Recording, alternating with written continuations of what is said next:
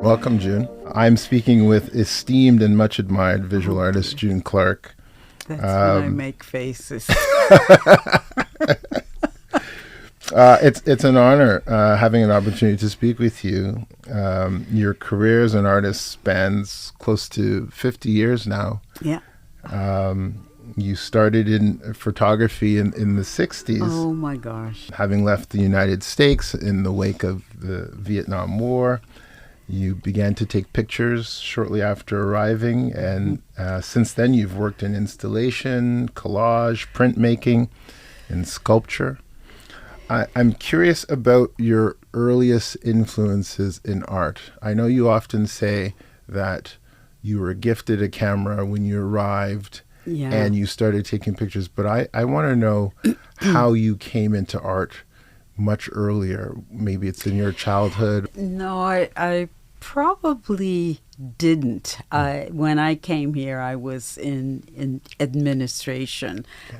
Unbelievable in Canada. I came one day and got a job the next day at U of T. It can't happen like that anymore, but I did. Right. And it wasn't until I was gifted the camera that I began walking around and didn't realize I was looking for the familiar, because I had to leave the States very, very quickly, 48 hours. Yes. And it wasn't until after I became a photographer and interested in art, I became interested in my mother having been an artist and painter. My mother was a milliner. And then I turned around and became interested in how her trajectory into the art world. So prior to coming, you didn't conceive of yourself as an artist. No, you didn't have that notion. You came to do administrative work. That's right. Right. Yes, that's right. I was assistant to the chair of speech pathology at U of T. Right. And I began making photographs. And as I say, all you need is to encourage someone. And people continually told me that they liked my photographs. Right. And then I met Larry Zolf and Patsy Zolf, and Patsy was the one who said, well, there's a gallery on Baldwin Street. You should go and see. They might like to show your work. And that's when I met Laura Jones and John Phillips. And they were running the Baldwin Street Gallery, and they had 2 dark rooms in the basement. And it was amorphous. It went from there. Very organic that we began. Did you come to a point, though, whether in a year, 2 years, 2 years, where you said to yourself, this is viable, I can be a working artist? No. No. No. It didn't work that way. I just continued to make photographs. It took me a very, very long time, a few years, before I would say, I'm a photographer. To declare it, yeah. That's right. Yeah. To make that declaration is a big, big step, especially if you haven't been trained. Right. If you've trained yourself, and that's exactly what we did. We taught ourselves. Right. And so in my mind, I wasn't. I was part of a group of women, and we just supported ourselves. You've talked about your artistic practice as being meditative, that the materials you work with guide you somehow to their rendering. They sort of they present to you how they want to be used. To be used. To be used. Tell me about that process. Well, it is that the idea happens. I decide what I want to say, what I need to say, really. And then I find the materials in which to say them. Yeah. Very different process than photography, where you find images, but the idea of my collages and my sculpture, the idea comes first, and then the material, I find the material, and often I'll go into the studio and the material will say, well, no, I can't do that. You've got to think a different way of saying what you want to say. Right. And often I will find a way of saying something or doing something, and then I'm in the middle of it, and it's been 3 or 4 days, and I'm still trying to and it is a meditative situation with me. And often I'll say, how did you and why did you start this? Right. Are you very conscious of that process, or is it just happening and you're surprised by what happens sometimes? Yes. Or is it a deliberate... The last piece I did, the piece called Tubman, that I tied yarn to 2 chains and then hung them. And that was a meditative, because basically I'm just making knots. Right. In all of the loops of the chain. Right. And I suppose that's my form of meditation in terms of just doing the same thing over and over. And we see that in all of a sudden I have a curtain of yarn. We see that in your flag works as well. Right? Yes. Whether you're unraveling the moral disengagement piece of that was the piece that made me realize I'd been doing flags for about a decade. Wow. And I hadn't thought of it, but it's just pulling those threads and trying to come to terms with what was happening to this country that I was born in. Incredible. Yeah.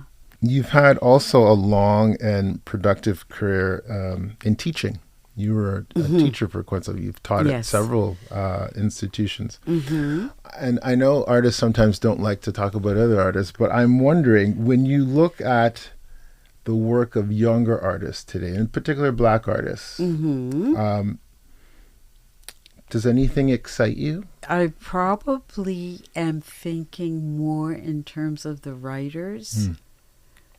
Dion Brand, Christina Sharp. Those are the people who are turning around and influencing me and spurring me on. I'm reading what they have to say and how they are basically saying the same things we were saying in the 60s and the 70s, but a much sharper, clearer sense of where they are in the world. Because we were just trying to figure it out. And they know where they are, and they're trying to guide us now. Yeah. What about in the visual art realm? Does anything concern you about what you're seeing among Black artists today, some of the ideas or no, I dare say trends or anything like that? No.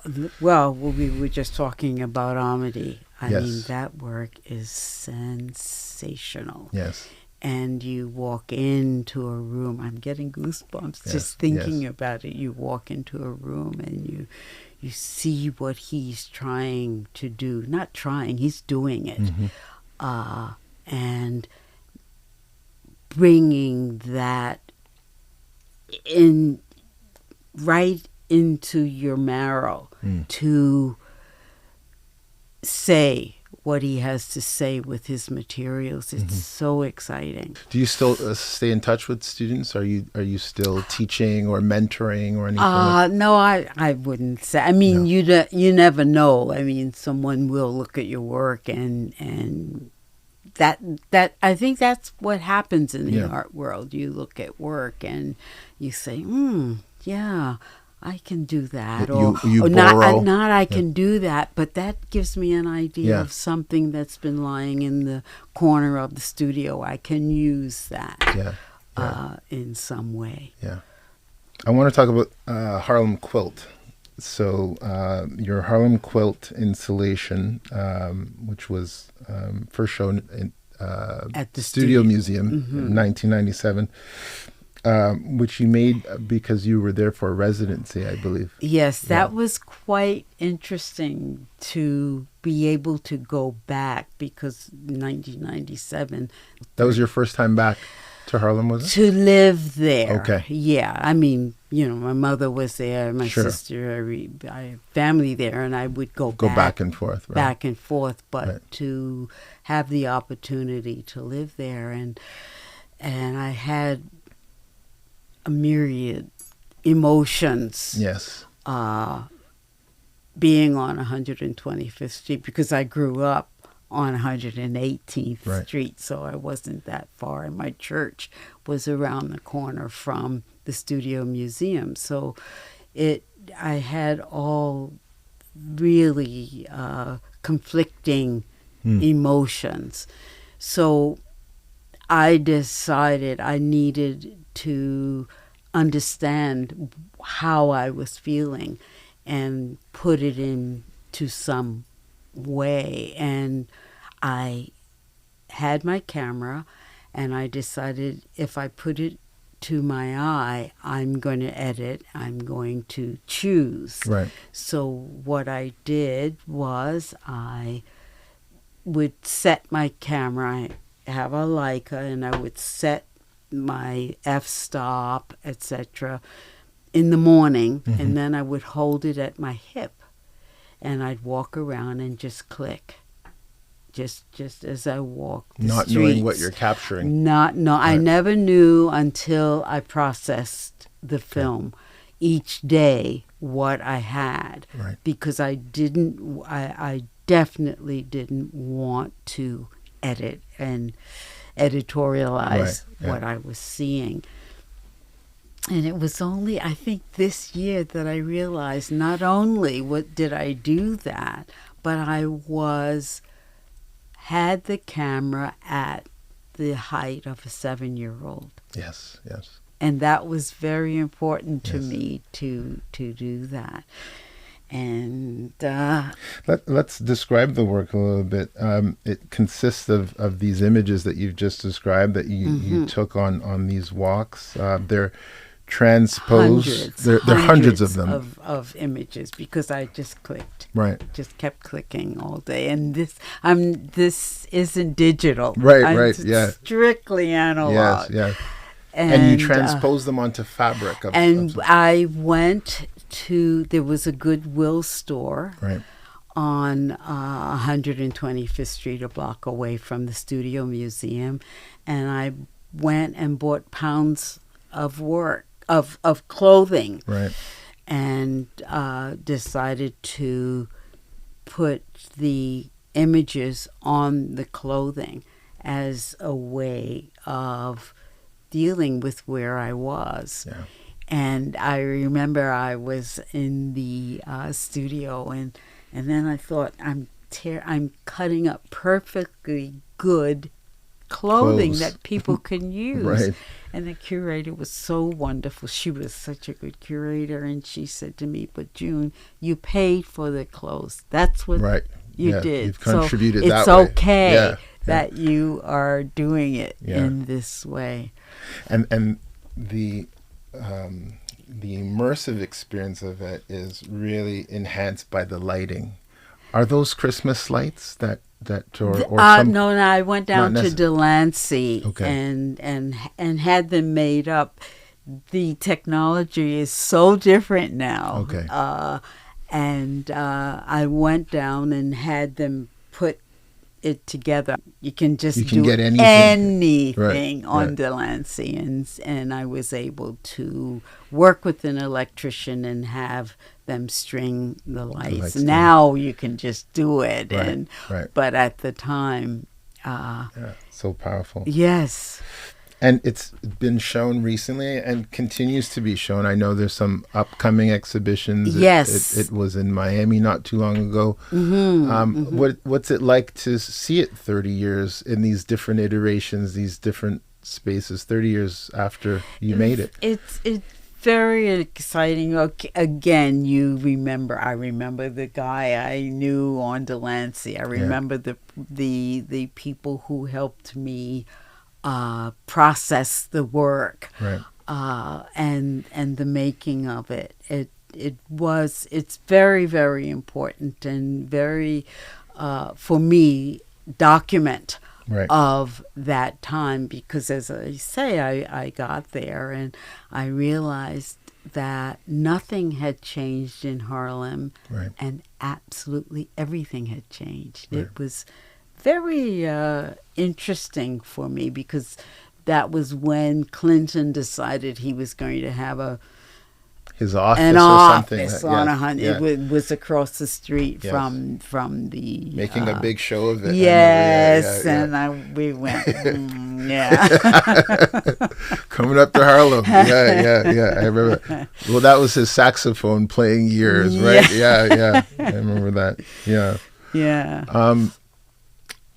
I want to talk about memory, because you always seem to reference memory, whether they be personal or family, and memory is so, it seems to me, central to your work. Well, that's how I hold on Yeah. to where I grew up, and how I hold on to all of those people who influenced me. Right. I didn't know how to manifest that in my work, other than the family secrets Right. thing, and those boxes, I just made things up. Right. I started the Whispering City series having a conversation with my sister, who was my closest friend, closest relative. She was 18 months younger than me. Right. And I remember growing up, she could finish my sentences. I knew she could be sitting across the room. I knew what she was thinking. That's how close we were. Yeah. And I recalled an incident that had happened that we were both privy to. And I was appalled that she remembered it completely different than I did. I was almost angry. Right. And that's when the Whispering City came about, because I realized, first of all, Whispering City, the images of Whispering City are 30 years from the text of Whispering City. Right. And it was almost as if I realized why I had made those photographs 30 years. Right. They almost became almost like, I don't want to say a prophecy, but it was almost like they Yes. they were brought into existence for a reason. That's exactly Yeah. right. Yeah. And so many of those, I heard a lot of the texts, what my grandmother used to say, or my great-grandmother, etc., used to say. So, and things people said to you as a child, some of them quite harsh. As a child, Yeah. And the learning printmaking allowed me to wipe the plate just a bit, so you'd get an image, but not the full image. And it was as, again, memory emerges and it recedes. And so that's what I was trying to illustrate with Whispering City. Right. Speaking of memory, let's go back to your involvement with the Women's Photography Collective in the 70s. And I know you've mentioned that at that time it was hard. It was maybe not even hard, impossible for women to get access to dark rooms. Impossible. Yeah. You could not. Yeah. As I always say, what did they think we would be doing in there at U of T when there were no women allowed in the dark rooms at U of T? And this is the 70s. We're not talking the 20s or 30s. Exactly. But in fact, they did us a favor because we taught ourselves. Yeah. And that's always, for me, the best way. Yeah. You make your mistakes, you learn. And we sought the photographers that we wanted to emulate. Right. What's changed for women then who practice photography as artists, and what hasn't changed? You mentioned you're revisiting Harlem, and you had a similar take where it changed and it didn't change. And I'm wondering about changed. Working as an artist in photography as a woman. I suppose it's very different. I think that I don't want to sound like an old fuddy-duddy, but I know that people always say they have no idea how easy it is for them now. Right. But in fact, that is true, that it's inconceivable that you would have people say, no, you can't do it because you're a woman. Yeah. Yeah. It just almost doesn't even make sense. But I think now well, we can see it. Women are everywhere and doing everything, and that is incredible, considering what we had to go through. Yeah. Do you ever enter into circles where you feel as though you're being judged as a black artist or as a black woman artist practicing photography? All the time. Yeah. All the time. So that hasn't changed. That's no, that hasn't changed. I don't feel that they're asking me to tie my hand behind. I think that when you walk in, there is an assumption, and either you say, all right, if you want to feel that way, fine, or you can try and prove that it's not necessary for you to think that way about me. Yeah. What do you remember most about the collective days? Was it just trying to learn and figure things out? Was it we were talking earlier about how you would often show each other's work or find places. When you think back to that time, what really sort of lingers for you in terms of what lingers is, first of all, most of us were American and we were all here for the same reasons. Right. And so it didn't feel as if being surrounded by like-minded people, you just did what you needed to do. Yeah. And you didn't think about it. And as long as you weren't knocking on the door and asking to be let in, and you just did, as I said, Laura and John had 2 dark rooms in the basement, and you never thought about not working. Yeah. And there was always someone within the co-op that you could call and talk to and say, this is what I'm thinking. What do you think? We just did it. You've been working in sculpture more recently. Is that fair to say? Yes. Yeah. Yes. And in particular, your Perseverance Suite series, you're using found tools and implements. And things I've collected and saved. The Perseverance Suite, most of the work has something domestic, which I'm using all of my grandmother's plates the home. or cups or whatever, fabric, coupled with field tools.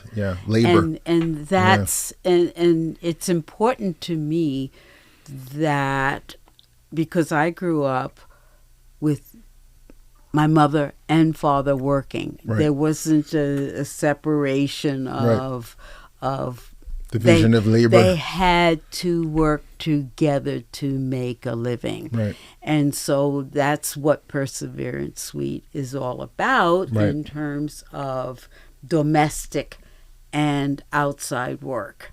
Are you enjoying this move more to sculpture? Yes, I am. Yeah. I'm learning about metal and how to deal with metal, and learning all of the guys. Right. And they are guys. No, I shouldn't say that. There is a woman in Kitchener Okay. who's a blacksmith, and she's amazing. Right. And she's also helped me realize What you want to do with what the I'd material. like to do with metal. So in the new year, you will be exhibited. You will have an exhibition both at the AGO and at the power plant, Yes. Which is exciting. You had your first and only show to date there in 1992, I believe, early 90s. I was part of a group show with 4 or 5 other artists. Right. My piece was The Family Secrets, Right. the box works that I did. What's it like to come back now, 30 some odd years? Well, Later? it's interesting. I won't know until we get there. We get there. Yeah. We finalize all of the work. Yeah. But I do know that this time it seems that the people at the power plant are amazing. Nice. And they're very attentive and artists first, as opposed to curators first. Right. On the podcast, we like to ask guests to pose a question for future guests. So we had an artist on who posed this question, and I'd like to ask it of you. How is your artistic practice a spiritual practice as well? I think you've touched on it a little bit, but... My whole practice is spiritual. Yeah. I know that, as I say, it sounds crazy, but all of those people who came before me, my parents, my aunts and uncles, the people who lived in the building I grew up in, they're all here. They're all pushing me and saying, yes, you can do this. Yes, and we feel very good about what you're doing. It's very, very, very spiritual for me. I call on them often. Thank you. And I wonder if you have a question that you can ask of a future artist. It can be about anything. It's not necessarily about an artistic practice or... Well, I suppose when I ask that, I'm asking that of myself as well. How do we illustrate? How do we come to terms with the world we're living in now? And how do we push people forward to be true to themselves? And that's what I would say. Wonderful. June, thank you so much for this conversation. It's been a real pleasure. Yeah. It's been for me as well. You're amazing with your questions. Thanks, June.